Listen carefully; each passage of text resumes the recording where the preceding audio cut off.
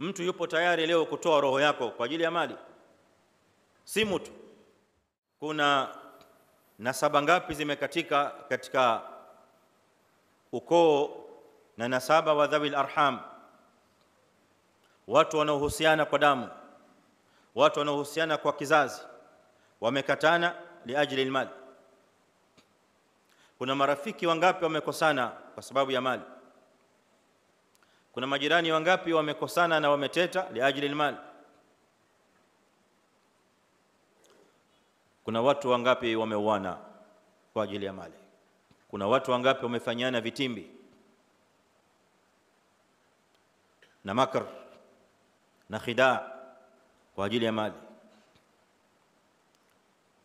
Wengi sana. Na hadi hivi leo maafa mengi bado yanaendelea kutokea katika dunia hii kwa sababu ya fitnatul mali. Mtu yupo tayari leo kutoa roho yako kwa ajili ya mali? Si mtu. Ataka kuchukua simu kwa nguvu, ukikataa kumpa yupo tayari kutoa roho na kunyakulia pesa ulizo nazo.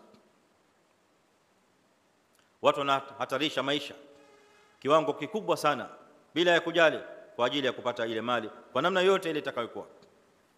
Madhambi mengi yanafanywa na wanadamu na waja kwa ajili ya kupata ile mali.